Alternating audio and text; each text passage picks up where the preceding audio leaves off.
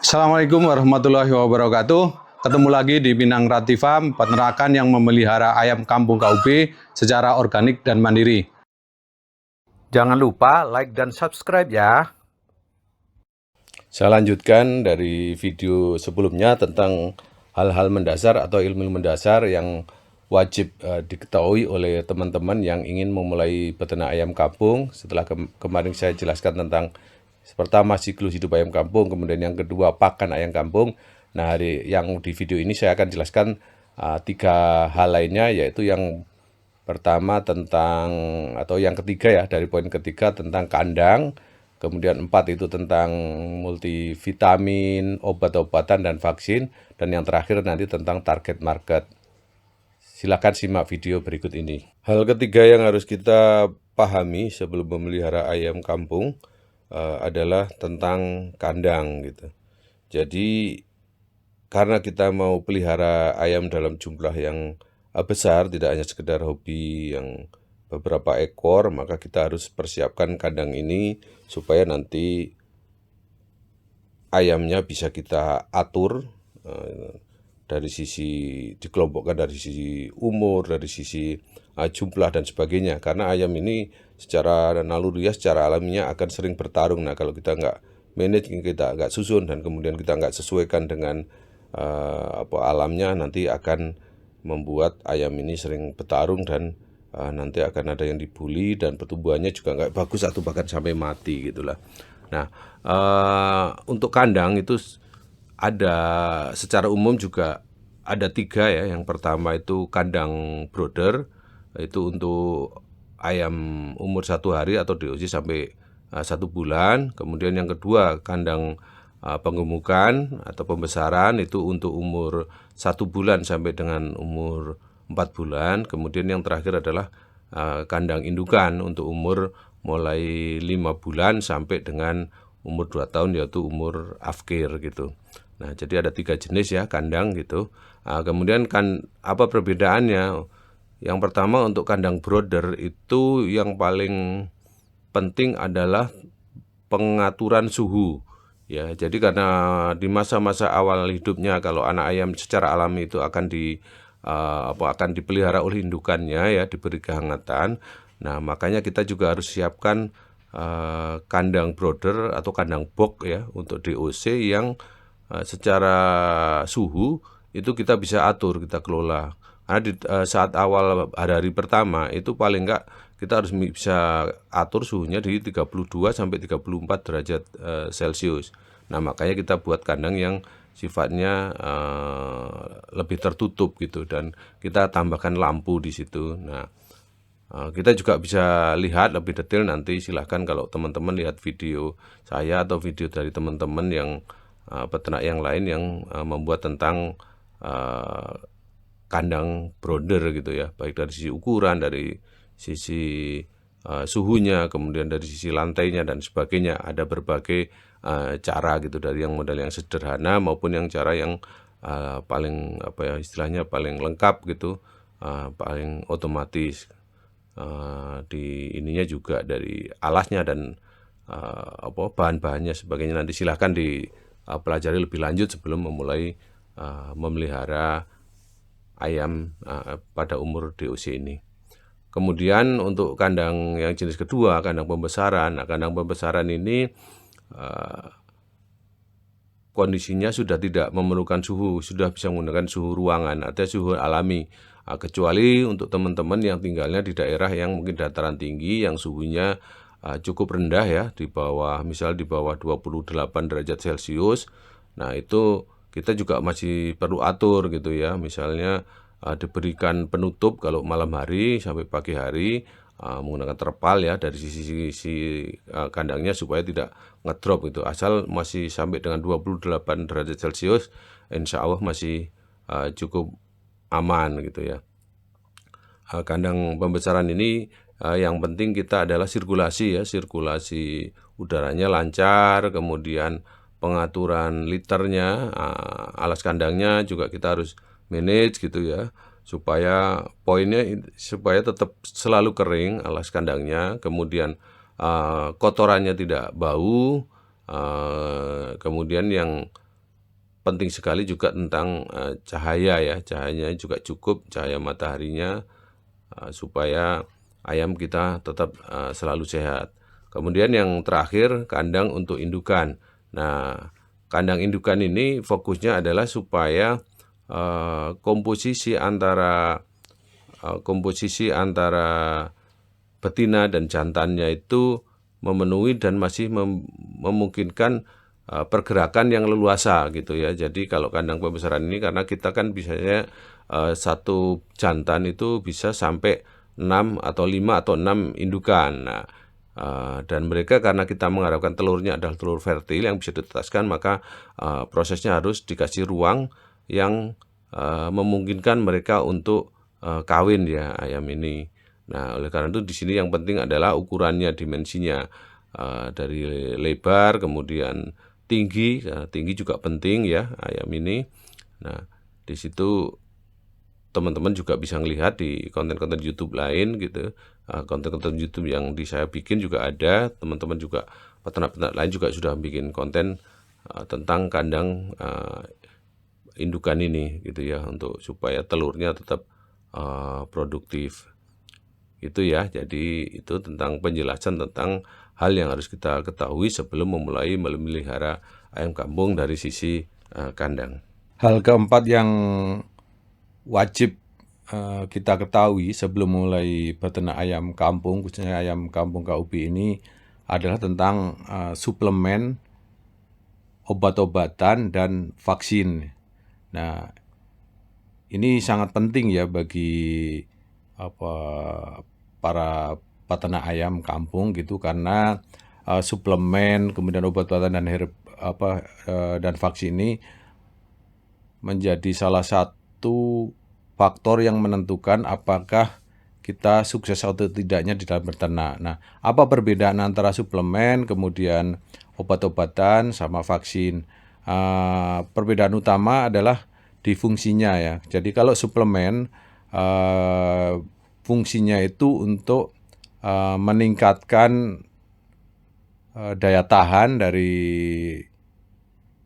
ayam gitu ya, daya tahan, imunitas gitu, kemudian juga bisa meningkatkan produktivitas, seperti produktivitas telur, produktivitas pertumbuhan dan sebagainya. Nah, fungsinya ini adalah untuk ya seperti untuk vitaminnya gitu, multivitamin. Ini. Nah, kemudian kalau obat itu fungsinya adalah sebagai sebagai solusi jika ayam mengalami sakit. Jadi kalau udah terjadi sakit, itu baru kita berikan obat-obatan. Kemudian untuk vaksin adalah jenis virus yang dari tertentu gitu yang sudah dilemahkan, kemudian disuntik atau dimasukkan ke dalam tubuh ayam ya, bisa disuntik, bisa melalui mata dan bisa melalui minum gitu. Terhadap virus jenis tertentu yang sudah dilemahkan, sehingga antibodi yang ada di ayam itu bangkit, sehingga suatu saat ketika ada virus yang menyerang dia dan dia sudah kenali, maka antibodinya akan menyerang virus-virus penyakit yang mau masuk, sehingga ayam ini tidak jadi sakit gitu. Jadi itu ya ada fungsinya berbeda. Kemudian bahannya dari mana gitu. Jadi semuanya hampir semuanya itu di suplemen, kemudian di obat itu ada yang berupa istilahnya herbal alami, ada juga yang memang sudah mungkin kimia, atau ada juga yang dari pabrikan gitu. Nah, kita tinggal milih gitu ya. Nah, kalau untuk suplemen itu biasanya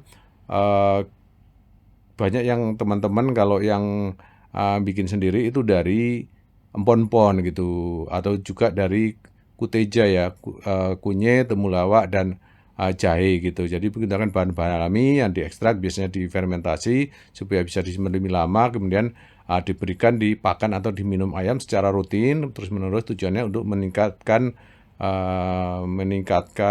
daya tahan gitu. Kemudian ada juga suplemen yang tujuannya untuk meningkatkan produktivitas telur, misalnya berupa enzim ya. Kemudian ada juga enzim yang untuk meningkatkan pertumbuhan ayam, yaitu enzim pedaging gitu. Nah, ada juga multivitamin yang dari pabrikan, misalnya dari beberapa pabrikan mengeluarkan produk-produk yang untuk multivitamin atau suplemen ini. Saya kurang memahami gitu satu persatu, sehingga teman-teman bisa pelajari lebih lanjut lah di googling gitu. Nanti di sana akan banyak penjelasan. Kemudian kalau untuk cara membuat enzim pedaging, enzim petelur juga banyak ya di YouTube, di teman-teman peternak yang sudah sharing gitu. Saya juga udah pernah membuat ya dengan versi saya sendiri, tentunya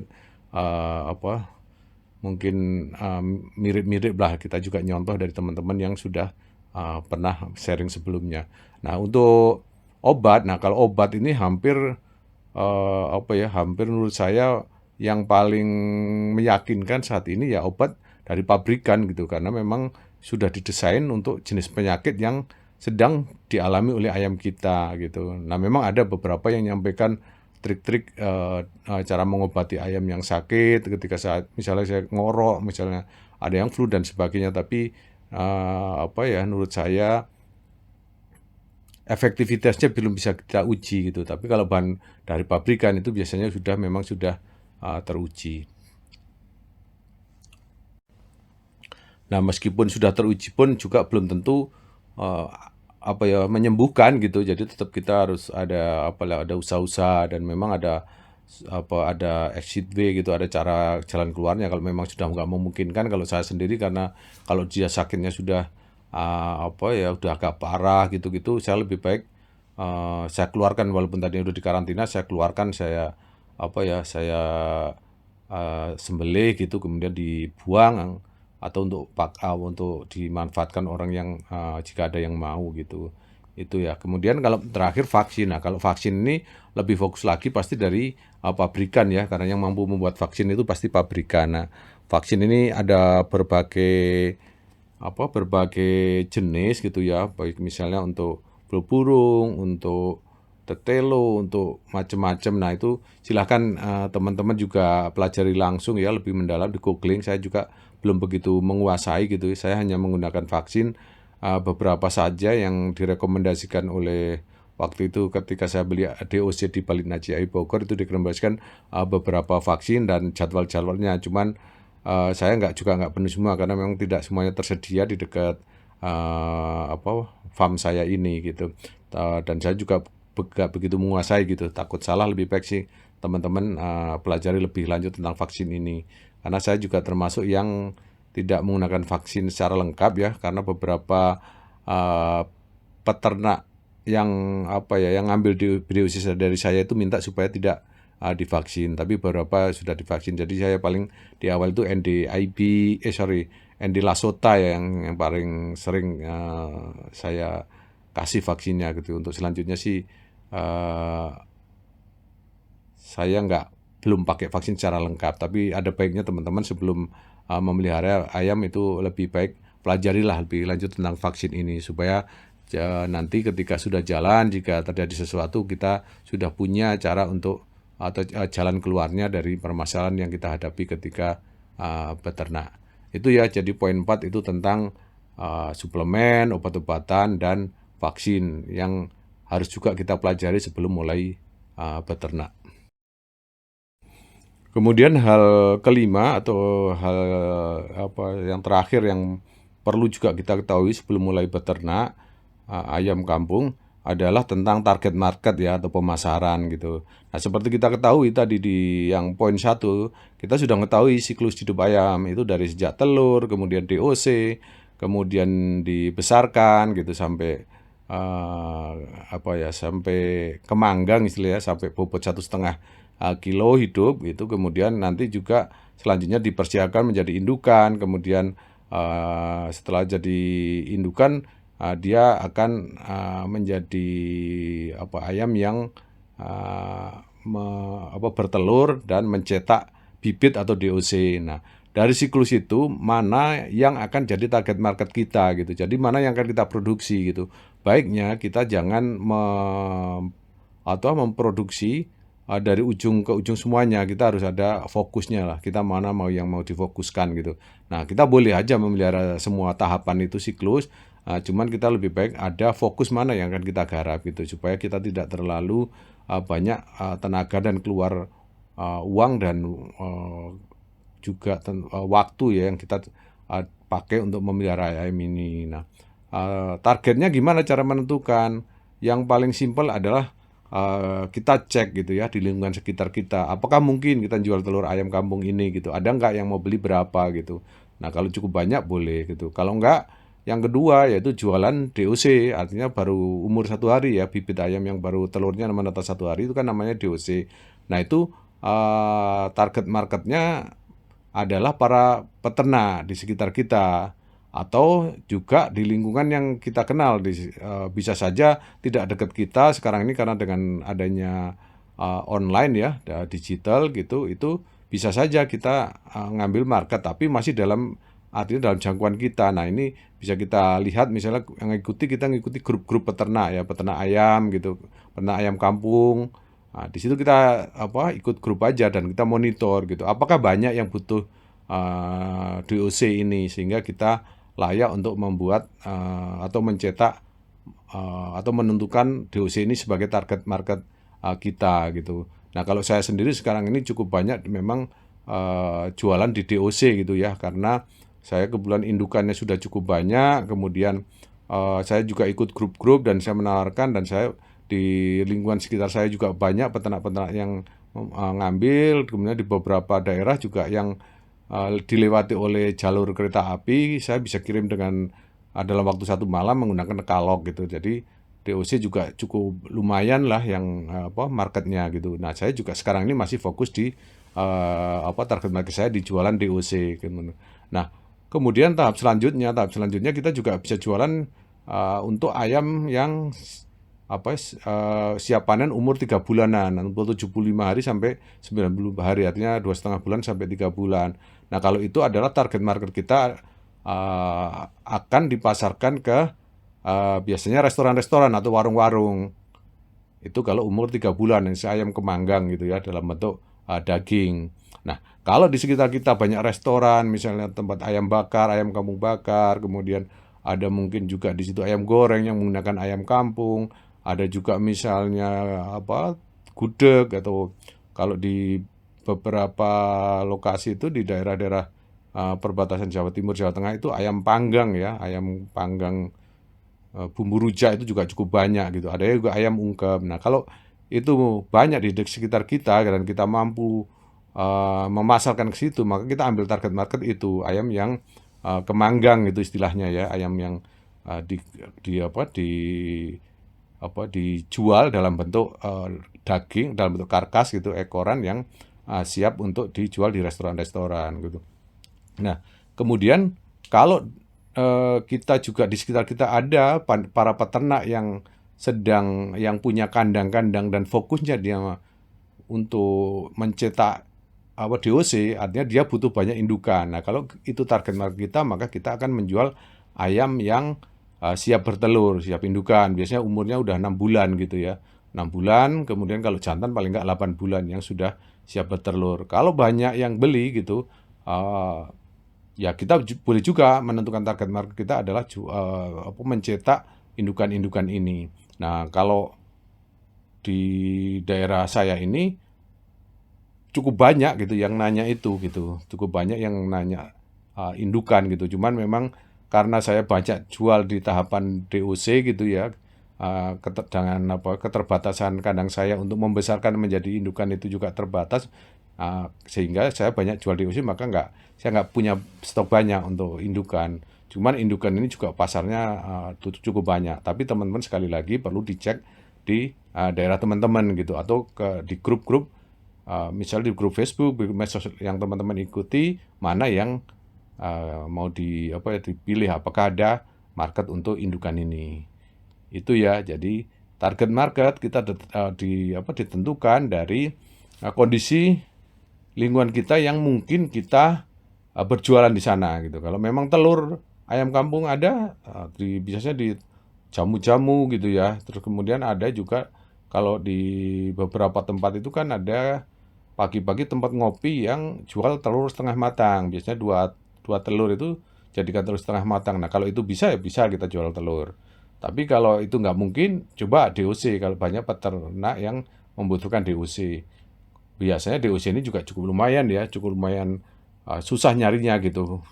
Di beberapa tempat sampai inden sampai 2 bulan, 3 bulan. Nah, kalau kita bisa menyiapkan dalam waktu yang lebih cepat tentunya kan akan laku. Kemudian yang ketiga bisa juga tadi ayam kemanggang ya, umur sekitar 2,5 bulan sampai 3 bulan ya, dengan bobot sekitar 1,5 kilo gitu, 1,5 kilo hidup ya. Ya, nanti bersihnya mungkin 1,2-an sudah jadi karkas atau sudah jadi pedaging. Dan terakhir, kalau memang ada juga kita siap mau cetak-cetak indukan yang mau dijual dalam bentuk indukan, itu juga bisa karena marketnya juga cukup luas ya di indukan ini. Itu ya, jadi tahap terakhir atau 5 menentukan target market. Kita perlu mensurvei di lokasi sekitar kita mana yang kira-kira laku kita menjual ayam gitu ya, apakah di telur, DOC, karkas atau indukan. Nah, silakan teman-teman nanti kalau sudah tahu marketnya baru mulailah memelihara ayam sesuai dengan target marketnya. Saya kira itu ya penjelasan saya tentang hal-hal apa saja yang perlu kita persiapkan sebelum memulai beternak ayam kampung. Sebaiknya kita persiapkan ilmunya dulu sehingga ketika nanti sudah memulai beternak dan ada kendala, kita udah tahu solusinya, kita udah tahu melangkah, jangan sampai nanti baru belajar. Nah, kalau sudah di tahapan kita udah mulai beternak, mulai beroperasi, baru kita belajar, biasanya nanti proses belajarnya membutuhkan waktu dan ayam-ayam kita bisa nanti tidak terselamatkan atau tidak laku gitu kan jadi nanti mubazir dan kita mengalami kerugian. Saya kira itu penjelasan saya secara umum. Terima kasih teman-teman atas kesediaannya nonton video ini. Semoga bermanfaat bagi teman-teman dan memotivasi teman-teman untuk segera memulai beternak ayam kampung. Assalamualaikum warahmatullahi wabarakatuh.